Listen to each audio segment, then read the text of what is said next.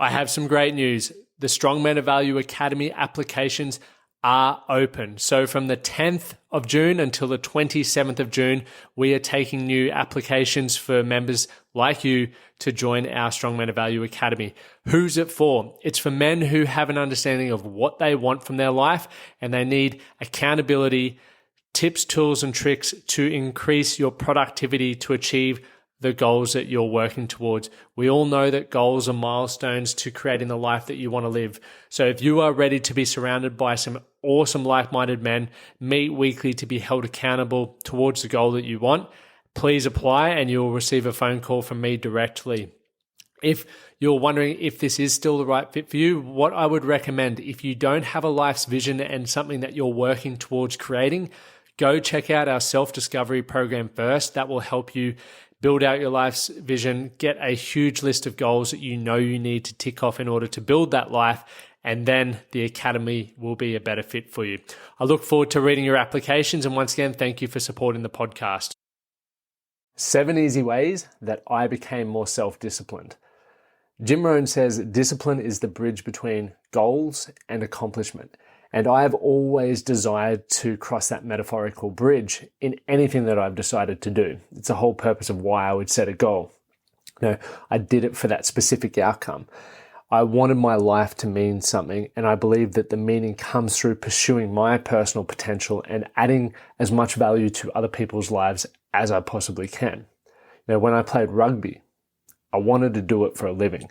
When I started ultra running, I wanted to see how far I could push myself and do the possible hardest one that was available to me. When I started the Man at Can project, I wanted to impact thousands of men's lives and make $1 million per year. There was always an outcome.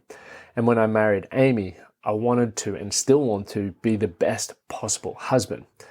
Ultimately, I want to provide for my family, build a great life's resume, which is, doing a lot of fun things, embracing new experiences, and pursuing my interests. Life's too short to not do it otherwise. That's what I believe most importantly. And discipline is what's going to get us there. I know a lot of people struggle with discipline. They don't feel like they're disciplined enough to get up and go to the gym when they want to stay away from the grog when they want to. And as a result, they're overweight, their marriage is falling apart, and they just aren't happy in themselves or where their quality of life is. So what I'm going to share with you are these 7 tips that have worked well for me.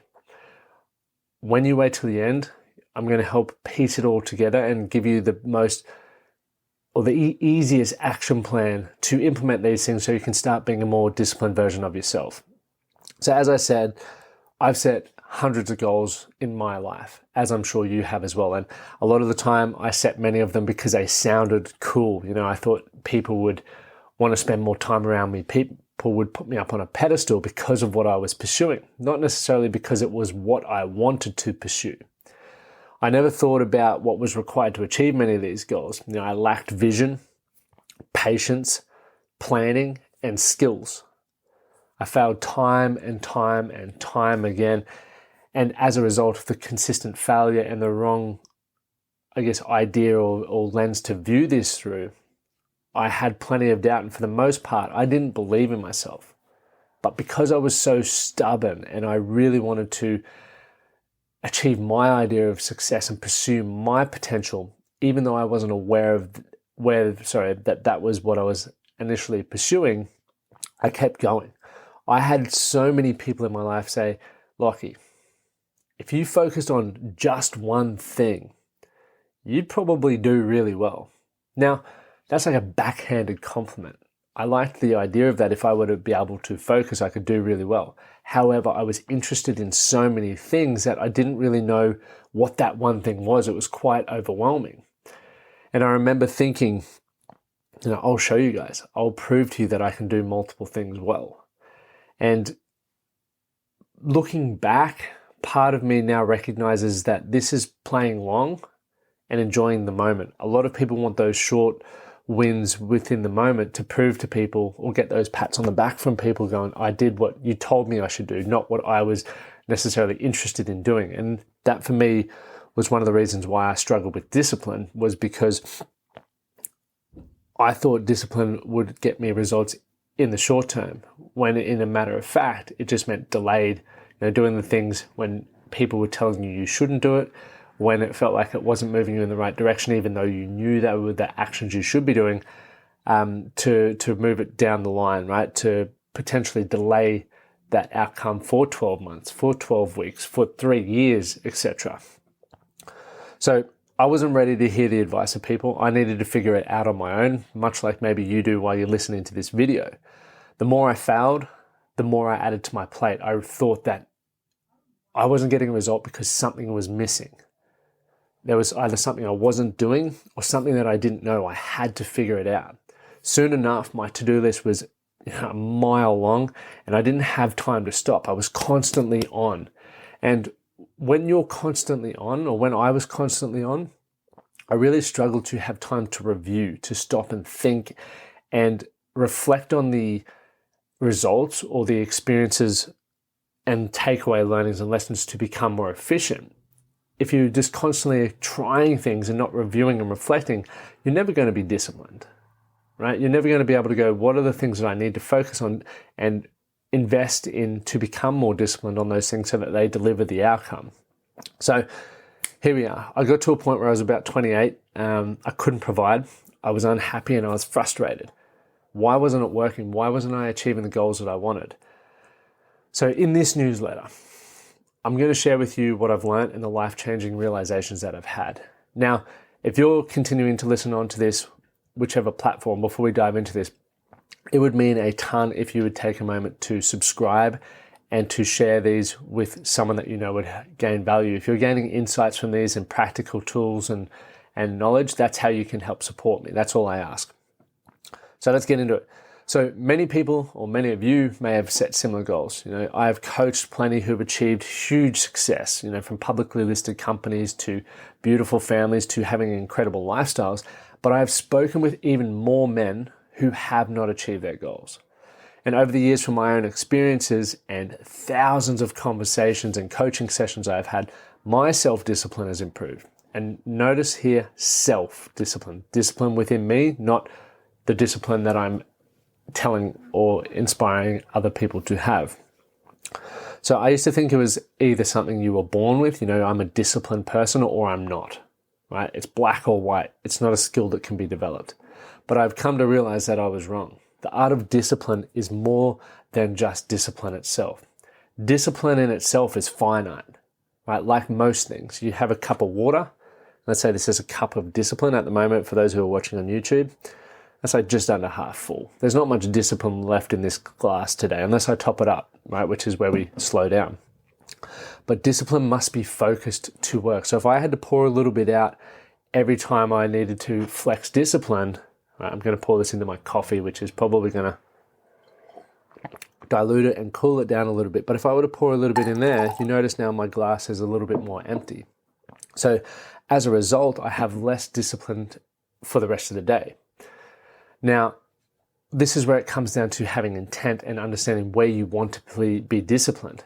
So we are told we need to be disciplined to be successful, and if we don't, we're screwed. And the truth is, that's probably right. I agree with that. Where we need to get better is directing our discipline. What are the things that we need to be disciplined in that are going to help us build the life that we want? And the biggest breakthrough that I had in understanding this is not adding more to my plate, because adding more to my plate is adding more coffee cups to this water that I have to pour in. I can only give so much discipline to so many things. So when I became clear that, I didn't need a new morning routine, I didn't need to get up earlier, I didn't need to work a 14-hour day, I needed to actually subtract. I needed focus. That focus on more focus on fewer things would allow me to be more disciplined and achieve better results. And when you're getting better results, the motivation continues to go through its ebbs and flows, but it remains more consistent. Right? When I'm motivated, meaning I want to do the thing, it's easier to be disciplined. That is what discipline is, right? Doing the things when you want to and doing the things when you don't want to, right? That is it, just doing those things. So focus was giving undivided attention to the task at hand. My discipline skyrocketed. I didn't need to add, I needed to subtract. I had so many things I thought I needed to do that I lacked clarity. And when you lack clarity, it's hard to focus. And when you don't have focus, it's hard to know what you should be doing or what brings the results that you're looking for. So I want to give you 4 easy steps to improve your self-discipline. But first, I really want you to improve this. Please create a life's vision. If you don't have a vision for your life, the direction that you're wanting to go in, from understanding how would you love your health to be? What's that ideal health, the energy, the physique, how you look, how you move, to the finances. How much money do you need to have in order to live the life that you want to, eat the nice foods that you want to eat and have those experiences? Because when you work back from that, you can then go, okay, these are the things that I need to focus on, the most important things. Now I need to be disciplined to do what's required to achieve that outcome, even when I don't feel like it. Once again, we're pouring from the glass, but when you only have few things to pour on, or let's just say we're pouring that into a garden and you're watering the garden, they will grow, okay? And when they grow and you start seeing progress, you get more excited about doing those things because you believe and know that it's working for you, okay? So sorry, it's not even 4 easy steps, it's 7 easy steps. I've had a little spelling mistake on my reading there. I think I was going to start with 4 and then I eventually got to 7 because I just kept thinking about it more. So the key is everything works backwards from that life's vision. You're going to have huge clarity. It'll make it easier for you to set the goals, develop the right skills and focus. And it is something that is often overlooked. It can be overwhelming even because people go, life's vision, that's just too big for me to think about. When you start this, just keep it simple. Just say, man, I want to earn $100,000 a year. Let's work back from that. That's my life's vision at the moment. And with that, I want to have a beautiful wife and 2 kids. That's the relationship domain. I want to be able to have 3 weekends with my buddies every year. Okay, let's work back from that. And I want to feel good naked, look good naked, and be able to run half marathons until I'm 80. Okay, let's work back from that. Now we can start developing habits and routines and be disciplined on those things to do it. So you can figure out and find out more about the building a vision for yourself through the self-discovery course, which you can find on themanatcanproject.com. Just go to the work with me and you'll see the self-discovery program there. It's $27, like great investment. And the ROI on that will be significantly more than $27. I promise you that. So the 7 easy steps to improve self-discipline that worked well for me are this. Number 1, declutter. So review how you're spending your time. Remember earlier I said I never allowed myself to review or to reflect. I was always adding, I was never subtracting. So list out all of the things that you're doing. Like if you go through your calendar and if you use this, and this will be in a future video around how I use my task management and my productivity system to really build an incredible life, that when you look at all the tasks that you're doing and how you're spending your time, you will notice there are a lot of things that you shouldn't be doing. Warren Buffett has this method, and I cannot remember it from the top of my head, but he would say, list out the 25 most important goals that you have right now. Now circle the top 5. The goal then becomes to avoid the 20 things that you didn't circle because you feel like they're important and they will be the most challenging distractions to overcome. So once you've completed the 5, then you can start looking at the rest of that list. But if you can avoid those 20 and really focus on the 5 and be disciplined to do what's required to be done, you will achieve a much better result. So when you have less to focus on, it's easier to be disciplined. Trust me. So if you struggle with discipline, do less. Choose a few things and focus more on them. So personally, I break my day into 3 sections, right? The 3 sections being me, them, and work. So what that looks like is the me time, and actually, I want to give you a little bit more here. So for the segments of day, you can put them in any order, right? What I've said there is an order that is currently working for me. Most of the time it would probably go me, work, them. But you can work around with that. And then for timing, for those of you who are thinking around how much time do I put in those areas, once again, that needs to be a responsibility of yours based on what you've got going on in your life. What I want to be transparent about is I'm on the road at the moment, which is challenging, but I don't have children and I'm living abroad. So how I set my day up may be different to you. And I really encourage you to, if you were to just use those 3 areas, what's going to work well for you and what's the intent behind those areas. So for me, it's filling my cup, right? It's recharging, replenishing. So filling the coffee cup, it might be reading, it might be going for a walk, it may be, doing anything that I enjoy doing, like hobby time, Lockie time. And for currently, I'll wake up, I'll have my coffee, I will read, I will write, and then I'll listen to some new music, find some new music to learn about and really enjoy. And that fills my cup up, because when I have a full cup, I have more to give. For them, it's looking at my relationship. So investing in my marriage is very important, but then investing in my closest relationships, and then obviously work. Work is a simple one. We have an intent behind that. For me, growing a business, I have goals that I'm working towards, and that's how I do that. So within those 3 baskets, there should be intent, and there should be, I guess, habits that you're building within that you need to be disciplined on in order to achieve the life's vision that we've set out. So if you break your time into those 3 days, if you notice there's not enough time for me, them, or work, you can either remove things from those buckets, okay, or you can play around with the time. Okay, so that's what I would consider doing. And I keep one goal for each and focus until it's completed. It's very easy to be disciplined when there's fewer things to focus on. Number 2, start small. Discipline is a skill and requires you to build confidence within your ability. So find a small task to focus on and build that muscle to prove to yourself that you can be disciplined on the right things. This is why the famous task that a lot of people recommend in all the self-help books is make your bed first thing in the morning. If you're like me, who gets up super early and your wife gets up a little bit later, probably doesn't work.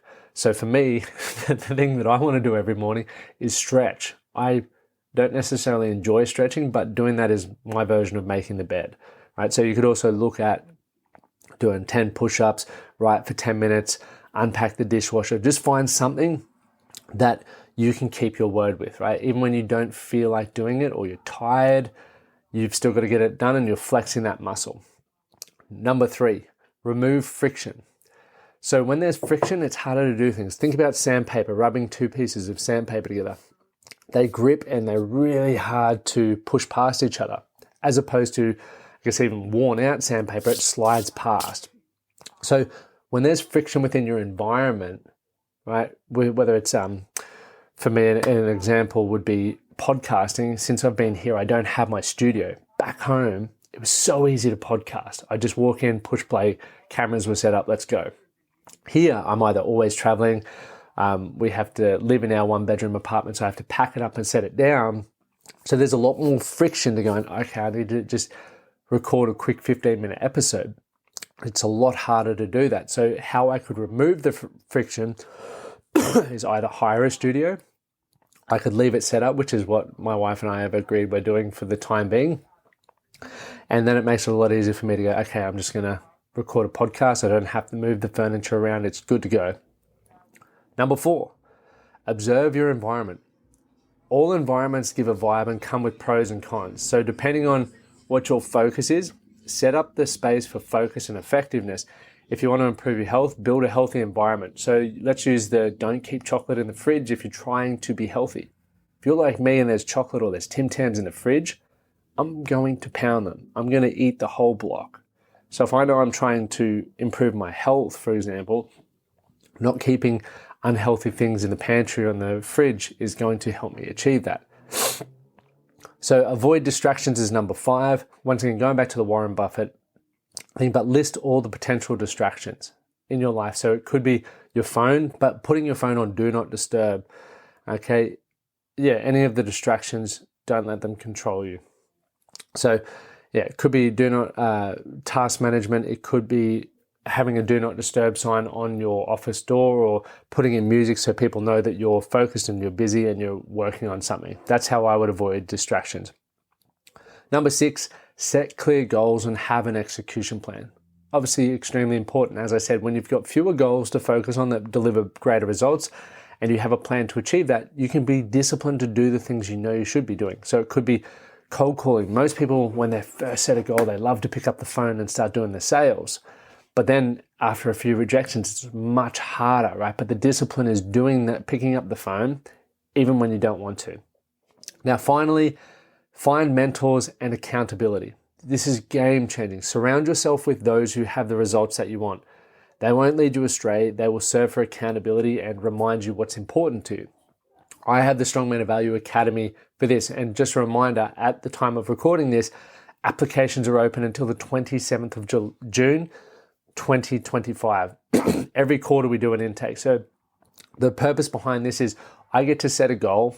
We have weekly accountability. I have focus, and we learn about how to be more productive using our tools, whether it's task management, to-do lists, etc., so that I can really be more disciplined on the things that I want to achieve. So if you feel like you would get value, head over to the manthatcanproject.com, go to the work with me, check out the Strong Men of Value Academy, and apply now, and you'll hear from me directly.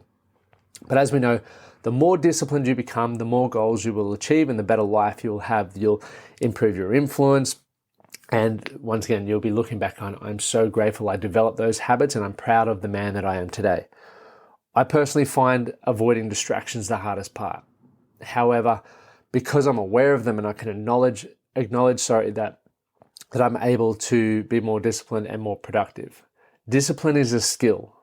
How I got there may be different to you, as I mentioned, but these steps are the ones that worked well for me. And if you like them, test them out for yourself. If they work for you, continue to do it.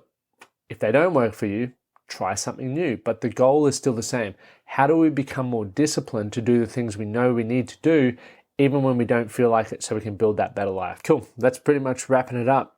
So there are plenty of people who waste time doing things that are trending on social media but don't make their life better. I don't want you to be like them. If you got value from this and you want to continue being the best version of you, just make sure you subscribe to my newsletter or share this and subscribe to the channel and the podcast, because you'll get to continue hearing more guest episodes and weekly coaching sessions with me. So be intentional, be disciplined, build a great life. My name is Lachlan Stuart, and as always, do something today to be better for tomorrow. Thank you for listening to the Man That Can Project podcast. My name is Lachlan Stuart, and I hope you enjoyed this episode and found it helpful. If you did, please take a moment to rate and review the Man That Can Project on your favorite podcast platform. And don't forget to subscribe to stay up to date with our newest episodes. We'll see you again next time.